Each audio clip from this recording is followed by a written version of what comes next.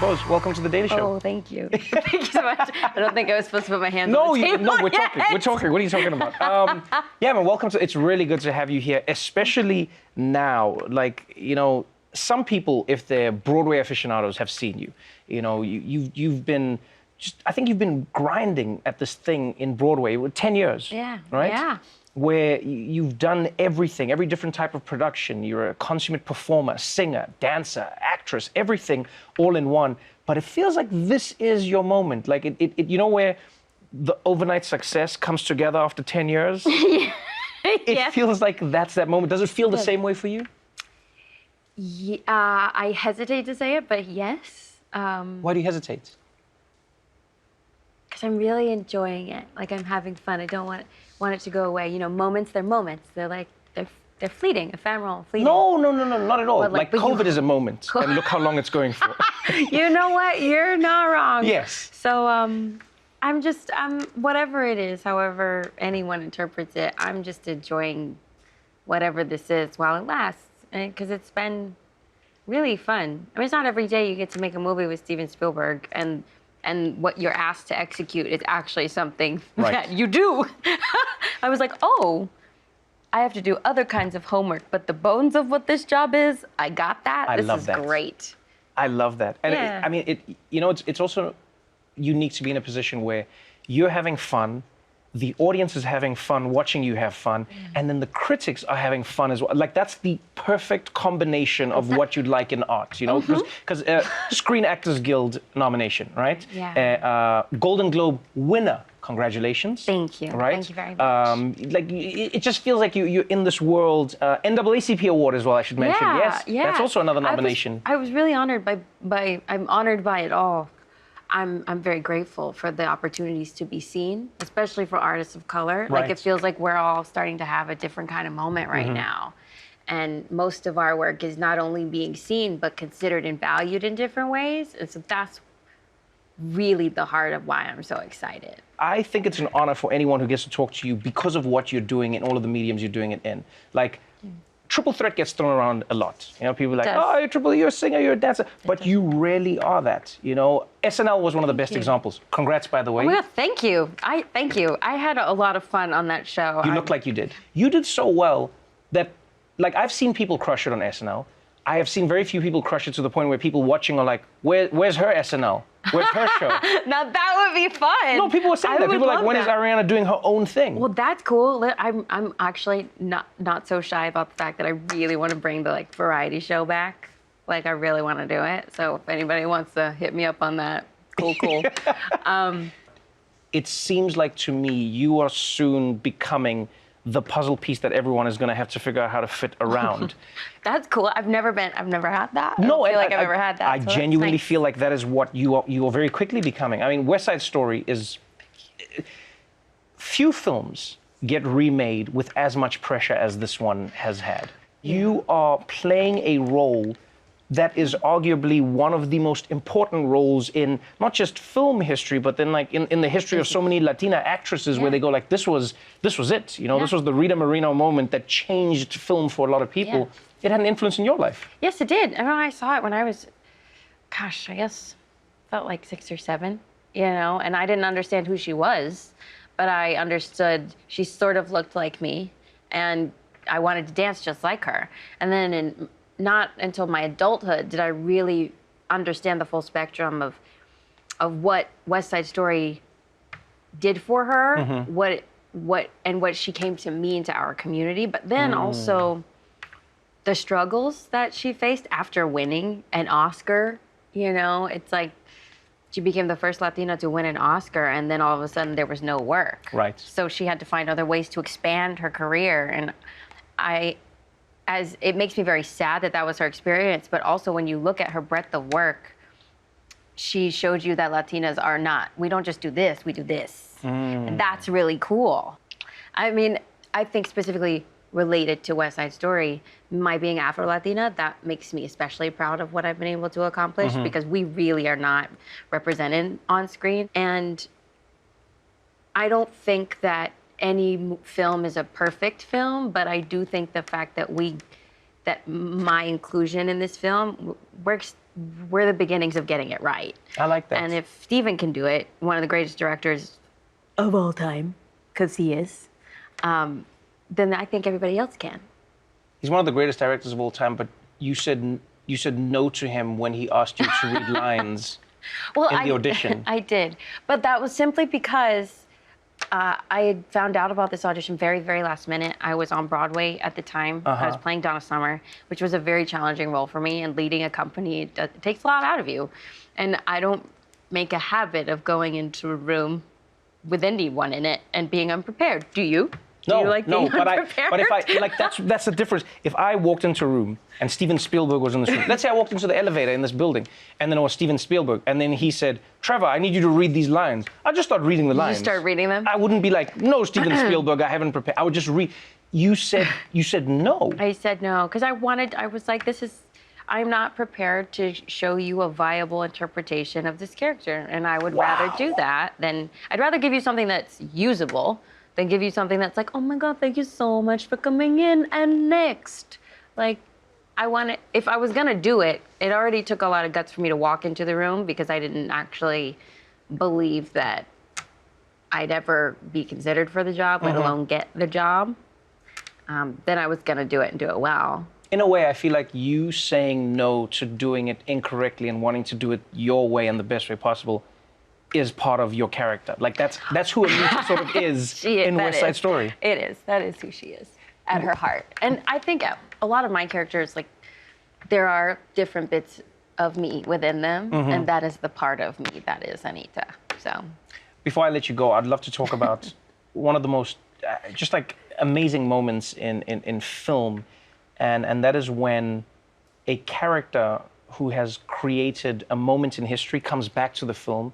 Obviously, I'm speaking about Rita Moreno, who comes back in West Side Story, playing a different role, but comes back as an executive producer.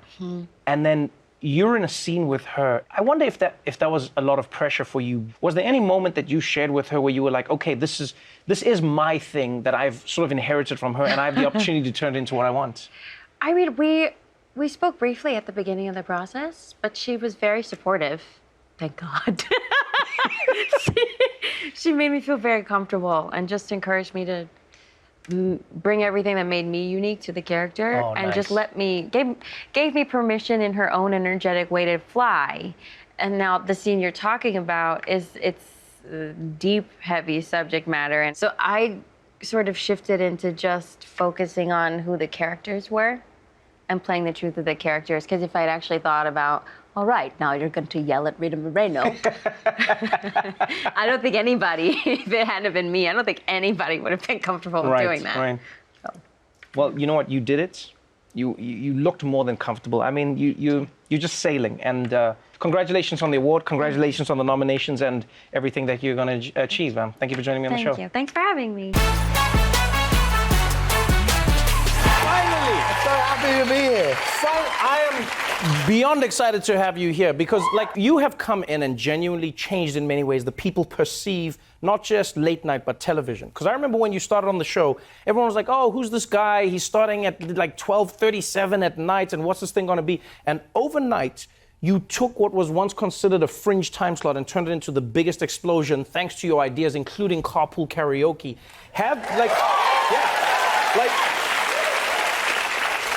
Has that changed the way you see the medium as a whole?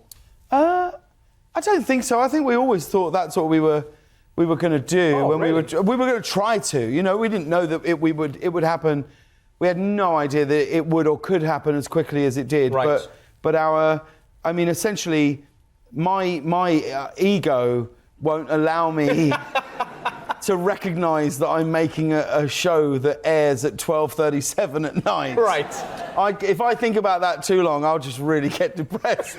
So we were like, well, there's nothing we can do about that. So we go, hang on, wait, the internet, we'll use that. Right. And so we only really think of our show as not really being in a time slot. We think of it as, well, it launches at that time and people can find it whenever they want to, whether that's years down the line or days or the next morning on their journey to work, lunch break, whenever. It's the kind of wonderful thing about making shows like this right now in this particular time. Definitely. And here's the thing, it's not just about time, I think it's also about place. You know, your show was one of the first that really blew up on an international level the same way. Everywhere you went, people were talking about carpool karaoke. They had the sense of what, you know, a rap battle was, and the whole vibe had changed.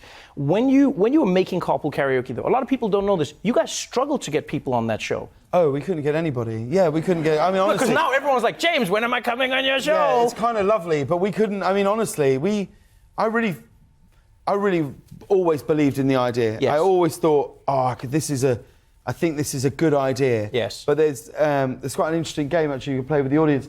If everybody now, just in your own mind, don't say it out loud, and you do it, Trevor, just think of a recording artist, a living recording artist. Has everybody got one? Yes. They said no. And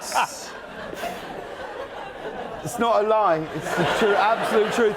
And so then and it was just a chance meeting with Mariah Carey's publicist, and she was about to put some new dates on in Vegas, and I showed her a clip of me doing it in a sketch with George Michael that I'd done at home for comic relief. Right. And she loved George Michael, and Mariah Carey was like, if it's good enough for George, it's good enough for me, and that was it. And nobody thought that it would ever become the thing that it's kind of become, but it's crazy. It really is amazing. I mean, it's gone from just being musicians to politicians. I mean, Michelle Obama has done it. You know, you've been in a car. I mean, everybody from look at this list. Paul McCartney. You know, you've had Tom Hanks on the show. You've had everyone. It's become this thing that is larger than life. The next step you do realize is you and the Pope in the Pope Mobile. Oh man! And you can only sing the one song. I would absolutely love it. My man, I would you have love to do it. If he's watching, and I think he is. And if he's not watching this, he'll be watching the Tonys on Sunday. So we'll talk. We'll really get it. I would love nothing more than to do it with the Pope. That's something that I've loved about your show, is that it really is an expression of all of your talents, right? So a lot of people were surprised. I remember the first few times carpool karaoke really blew up. People were like, well, this James Corden guy can almost sing. And it's like, no, he can really sing. Which has shocked people, because there's some artists who've come in and been like, I'm going to sing with this funny guy. And they're like, wait, he's hitting the notes. You sing better than some people, and then you have to dial it down. I won't say who, but you do.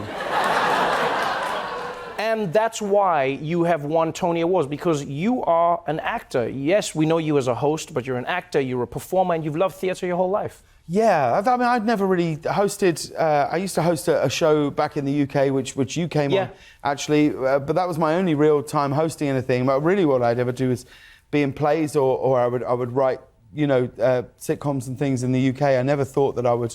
It never even entered my brain in the same way that I don't think it entered yours in many ways. To host a late night show in America, I would host a daily show in America. It feels too far away. It feels too far. It's out of reach somehow, and I think we both had that feeling because we essentially got announced at basically the same time, right? And it was both, who the hell are these guys? Yeah. Yes, I remember this. And we both had to really deal with that in our own way. Yes, definitely. I would love to go back and act at some point and go and do a play again. Every time I come here to New York, and I try and go to the theatre as much as I can. I'm going to go tonight, and I miss it.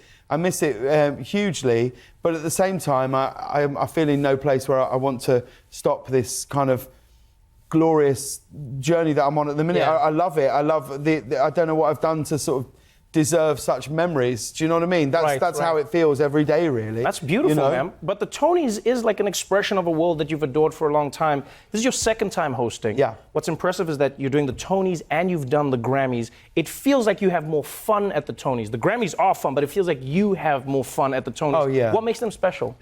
Well, everybody wants to be there. That's the first real big difference between the Grammys and the Tonys. Right. Is everybody wants to be there and they're thrilled that they're all doing this. Yes. No one's going, I didn't win, what, So it's a very, very supportive community.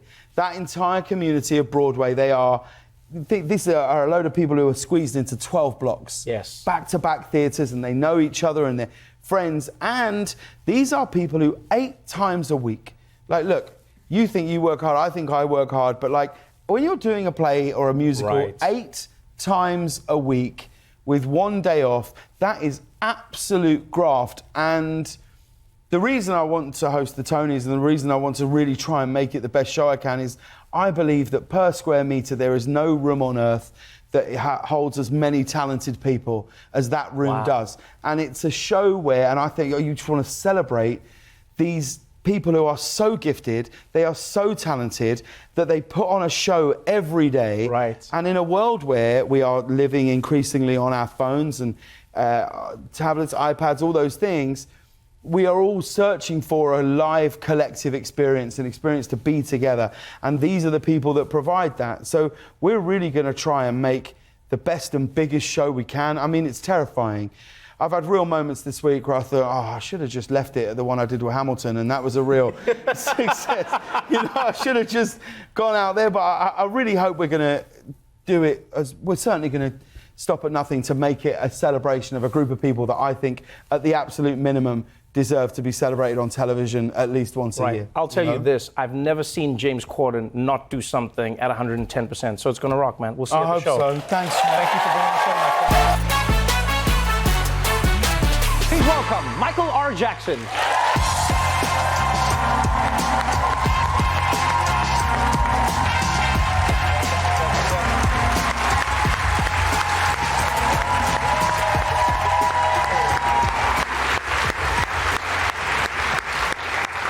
Welcome to the show, Mr. Michael R. Jackson. Thank you for having me. Before we get into the show that you have created that is getting everybody buzzing, let's talk about the name.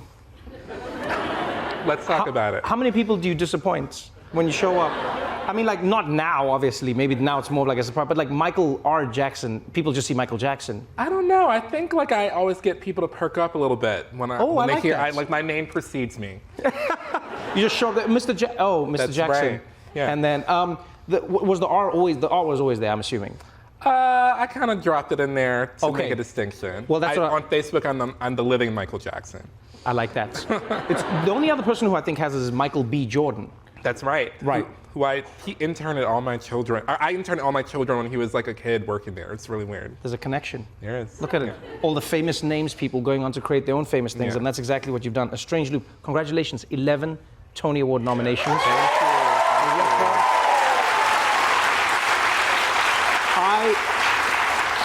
I had the pleasure of seeing this production, and I can't even explain it to people. But you know what I love about it is it makes me seem cool when I recommend it. You know? No, because in this world, there's not many things you can recommend to people that'll have them leaving feeling like you're so cool because you told them to go. Everyone I tell to see this goes and sees it, and then they're like, Trevor, oh, thank you. So I'm like, yeah, that's what I do. Did you know when you finished creating this show, did you know that it was going to be the hit that it is? Not even close. Like it was like not on my vision board even a little bit. So it was really exciting. But you took 20 years to write it. Yeah, almost. Yeah. That's wild. George R.R. Martin would be like, yeah, I know what that's like. That's like a. I would love to know that, like, where this idea came from, because I don't want to give anything away for the audience. Because part of the joy of this show is that you won't really know what it's about, and you'll just be in a story. But what we can tell people is, it is a story of a gay black man who is in the world of theater. And he's in the world of being black and in the world of being gay, but it comments on every gay, black, fat. Yes, and you talk about that in the show. Yeah.